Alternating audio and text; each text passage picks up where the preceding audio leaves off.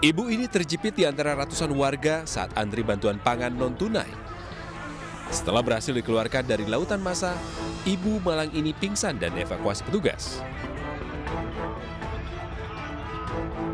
Meski sangat memerlukan bantuan, namun ketidakcakapan panitia dalam mengelola antrian membuat warga kesusahan. Warga terpaksa berdesakan dan mengabaikan protokol kesehatan. Dalam pembagian periode bulan Maret, setiap warga menerima uang tunai sebesar Rp600.000. Ini banyak banget ini dari berapa desa emang ini? Kecamatan banyak. Banyak sekecamatan. Iya. Banyak, Pak. Banyak pokoknya ya. Ya, banyak. Ibu nggak khawatir kena COVID, Bu? Kan ini lagi rame, Bu. Enggak. Nggak khawatir. Mudah-mudahan ya aman ya. Mudah-mudahan. Iya. Udah divaksin ini, Mas. Udah divaksin. Ya. Dalam kesempatan ini, BPNT dibagikan di kantor kecamatan untuk 11 desa, atau sekitar 900 penerima manfaat. Dari Bogor, Jawa Barat, Wildan Hidayat melaporkan.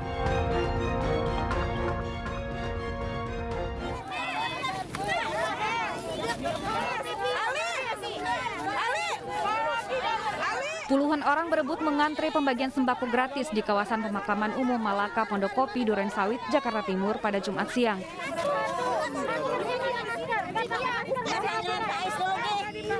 Sebanyak 5 liter beras diberikan oleh Komunitas Persatuan Perempuan Peduli Pancasila untuk warga yang tinggal di Kampung Pemulung.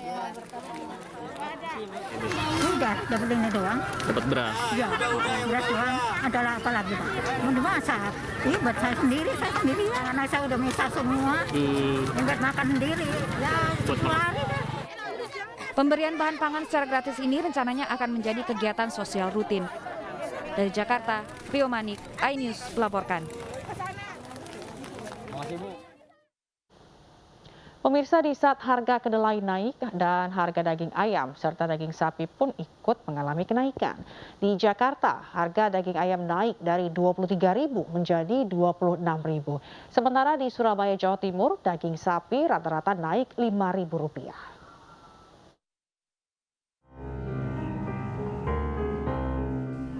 Melonjaknya harga daging ayam sejak seminggu terakhir membuat para pedagang daging di Pasar Pulau Gadung, Jakarta Timur mengeluh. Harga daging ayam yang sebelumnya di kisaran Rp23.000 per kilogram sekarang meroket menjadi Rp26.000 per kilogram. Para pedagang berharap harga daging ayam stabil kembali. Mas, kalau nggak langganan, nggak laku. Iya, iya, di mana-mana udah sekarang banyak yang makanya harapannya yaitu kita sebenarnya nggak pengen naik murah banget juga nggak, yang penting stabil gitu aja loh. Persoalan serupa terjadi di pasar tradisional Wonokromo, Surabaya, Jawa Timur. Harga daging mulai merangkak naik. Daging sapi rata-rata naik Rp5.000. Daging sapi yang biasanya dibanderol di harga Rp110.000 menjadi Rp115. Harga daging kualitas baik juga naik Rp5.000 dari harga Rp115.000 menjadi Rp120.000. Tim iNews melaporkan. Ratusan warga rela antri demi mendapatkan 2 liter minyak goreng di Madiun, Jawa Timur. Sementara operasi pasar minyak goreng murah di kantor Bulog, Sulawesi Tenggara berlangsung ricuh.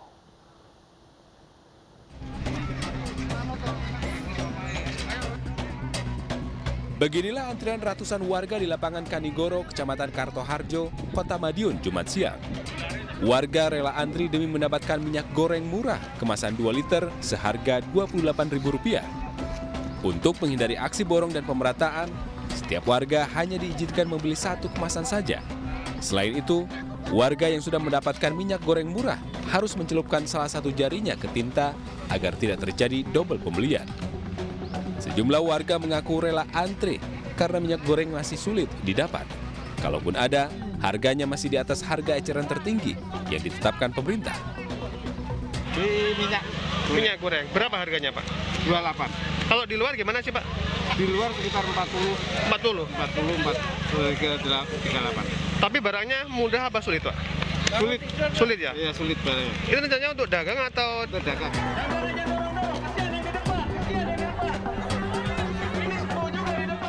Ratusan warga saling dorong saat antri untuk membeli minyak goreng murah di kantor Divre Bulog di Jalan Haji Abdullah, Silondae, Kendari, Sulawesi Tenggara, Jumat pagi.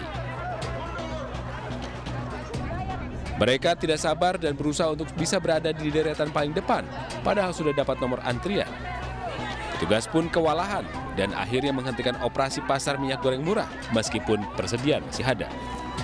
Dari Madiun, Jawa Timur, Arif Wahyu Effendi melaporkan.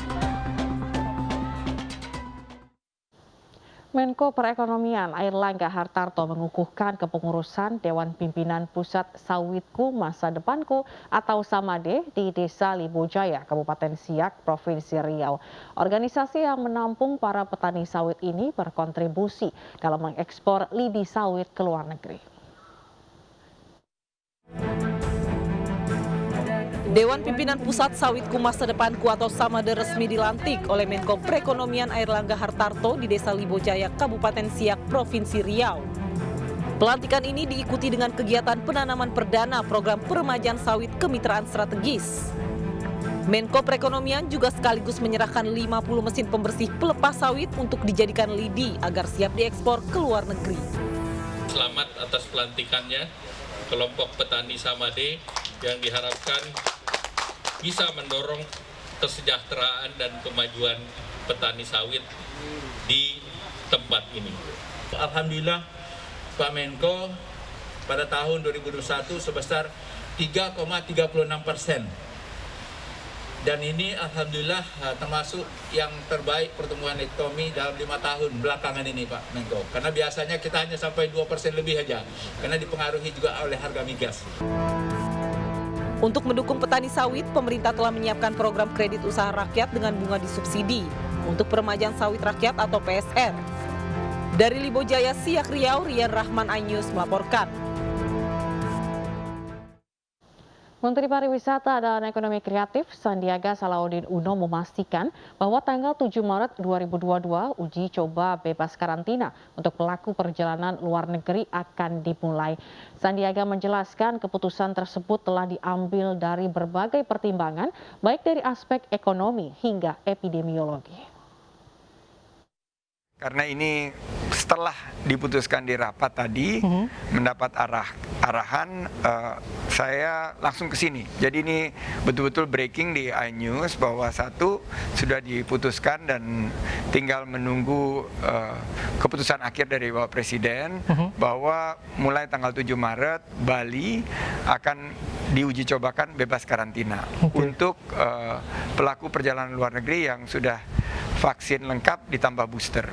Dan kita juga akan melihat data-data seandainya dalam 1 minggu ke depan ini berhasil kita implementasikan, ini akan dilakukan untuk seluruh wilayah Nusantara. Ya, keputusan ini diambil dengan penuh kehati-hatian dan kewaspadaan berbasis data dan sains, bahwa kita melihat dengan keberangkatan yang tetap melalui protokol kesehatan, mereka harus melakukan pre-departure PCR test, mereka harus divaksinasi lengkap dan booster, mereka mendarat, mereka juga akan dilakukan PCR test saat kedatangan, menunggu di kamar.